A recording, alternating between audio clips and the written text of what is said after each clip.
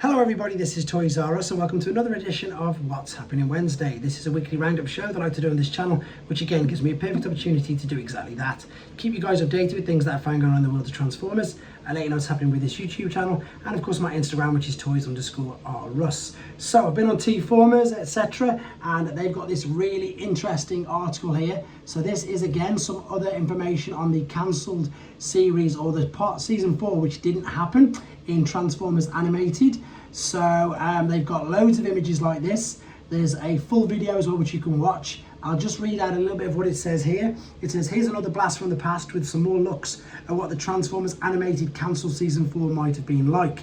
So following the post with pages from Derek White's summaries, thanks to Kian Carlisle, we have another treat with a full video of animated season 4 what should have been. There's loads of fan art, comments and more than meets the eye cancelled series, with many views of Shattered Glass, Beast Wars and more characters. So what I've done is I've just got a few select images to share with you here. There is about 40 images, all different, on tformers.com if you want to check it out without the reflection obviously of my camera. But again, I like to feature things like this because it's just really interesting to see the concept and ideas that go into anything, to be honest, with Transformers. So not just cartoons, the movies as well. It's great to see concept art. We can see here there's Elita Prime, and again I suppose it just gives you more of an insight as to all the things that were going on, and unfortunately in this case what could have been. So as you can see, there's all these addresses there as well, but the main video and all of these shots is on tformers.com. Last few images I've got here, and once again I just need to remind you there are way more than this on the actual website. I've just chose a select few because I like the look of them. So here they go, last few. There's Devastator, you've got to have Devastator, very odd looking Optimus Primal, and then finally there we go. So I've got a couple of sightings for you here. There's loads of sightings at the moment, which is great. So in Canada, they found Studio Series Voyager, Gamer Edition, Starscream and Junkion Scrap Heap. We've also had the Earthspark Cyber Combiners, Twitch and Robbie, found at US retail in California. And moving on, this is something that just is, I'd say ridiculous, but I'm not surprised. I always say on this channel, it's just interesting that how Transformers will get into everything. So these are, I kid you not, Valentines cards. So this is an article from TFW 2005. There they are. So these are sticker packs, Valentine's cards, you can see there. I like what it says just underneath there. Valentine's sticker box is great for classroom exchange. So there they are, and there they are actually for sale in their packages on US shelves. So there you go guys, Valentine's Transformers, crazy. Right, more sightings. We've got Earthspark Wave 4 Deluxe Starscream is out at US retail, and that is out at pretty much all Walmarts, anybody who is after that figure. This again is something that's really cool, really interesting. It's at the moment looking to be obviously only available in Japan.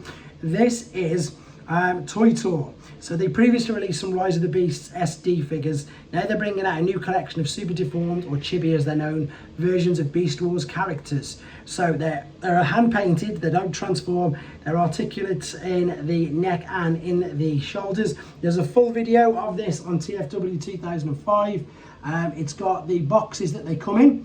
So there you can see Transformers Beast Wars. They are blind boxes, so they seem to do this all the time in Japan. So you've got to, try your luck and get any of these characters. Now there's two Chase figures, I suppose. There's a Rhinox with a different painted face and more serious, and there's a Megatron with his duck with him. Now, no pun intended, but here's some actual in-hand images of them to give you an idea of just how big they are. And then we've got some great product shots coming up in a second. It also shows you that they come with lenticular cards, again collector's cards with them all. And again, these look quite a lot of fun, to be honest. So here's some actual, I suppose, promotional shots of them. We've got Waspinator. Just remember the shoulders and the heads are the only parts that are articulate on it. There's Megatron. This looks spectacular. Look at the detail on this guy.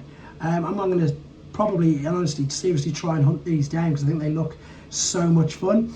Then we've got Cheetor with the gun, obviously, by the looks of it. Front and back of the figures. Just a bit of fun, and as I say, I'm really becoming to enjoy and like the Beast Wars characters more and more, in honesty. There of course is Rhinox, and then I think finally, yeah, there we go, we've got Black Arachnia, They all look great. I really think they do look good. Even more sightings. You'll be pleased to know again in the US, Legacy United Wave 1 Core is at US retail. These have been found in many different shops. So that's like the Tasmanian Kid video I did recently. And again, all the rest of them, luckily enough. Oh, what have I done there? Zoomed in, didn't want to do that. And then some weekly sightings international roundup. Studio Series Wave 8 Core is in the Philippines, Legacy Evolution Wave 3 Core in Puerto Rico, Collaborative Stranger Things Code Red has been found in Singapore, and Legacy United Wave 1 Core and Deluxe Leader in Taiwan. Right, I've been on the third-party websites and Facebooks.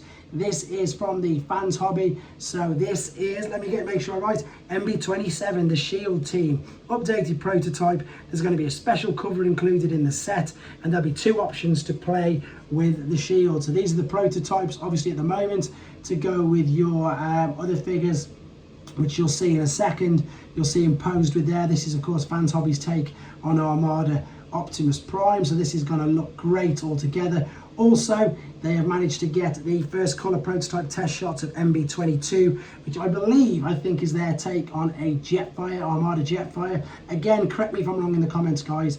I openly admit that the Unicron trilogy is not my strong point, and with it being third party as well, it's even more out of my comfort zone at the minute. Right, so that looks spectacular. I know that's overload on the top. I'm pretty sure that's Jetfire though. Right, Magic Squares Weibo. They seem to have loads of new images of a Jazz figure now. Whether or not they've updated it, because there's lots of comparisons, I'm not too sure. Again, let me know in the comments. But there is their take of a Jazz. That is, of course, a Legend Scale third-party company. And to be honest, that pretty much rounds up the news so far. I'm going to tell you more about the channel in a second, but I also want to show you a place where you can get a load of these figures. So this is Shozy's website. If you type in Toys R Us into there, that will greatly help myself and the channel out. And here's a look at some of the pre-orders. This is just one page. I'm about to show you pre-orders. So there's all the colour decos of Sea Spray. There's Iron Factory's take on Drillhorn from Leo Kaiser. There's Studio Cells Unicron. There's DNA upgrade kits. There's YOLO Park figures, there's 3-0 figures, there's Masterpiece movie figures. There's also an abundance of third-party Legend Scale and Masterpiece Scale figures as well. So pretty much everything to whet your appetite apart from Generations and Studio Series figures. Plus there's a sales page as well, of course. They update this on a daily basis. It is definitely worth checking out. Right, okay, last couple of images of there. And what I was going to say then, so I'm going to do a live again this weekend, I think, discussing everything that's been happening over the next couple of weeks, and I suppose just showing off a few of the things that I've had over the last couple of days. I've had a few people saying, can they see this figure in a bit more detail? The A to Z of Transformers seems to be going pretty well, even though I've got some thumbs down already, which they're only going to be 10-second videos. I can't help that. I'm not going to show all the modes. I'm just going to get every single figure going from A to Z. It's going to take over 2 years to do, believe it or not. I've got over 760 odd names written down. I've took ages getting them all into alphabetical order, and I'm enjoying doing it. So I hope you guys are as well. I know we're only on 2, but I've got Aimless Clue queued up ready for tomorrow, and again an abundance of third-party and newer figures and older figures to be reviewing, like Landfill, like Buzzworthy Dinobot, Kang Toys. I've been lent all the gold versions of Thunder Kang, so I'm going to be building up that. So much going on, guys. Huge thank you for the support. Remember, channel members, you're in for the opportunity to win a deluxe figure of your choice this weekend. If you want to be in for the same opportunity, make sure you're a channel member so I can add your name to the Wheel of Names, which will be picked on Saturday night. Look forward to speaking to you guys then. In the meantime, take care.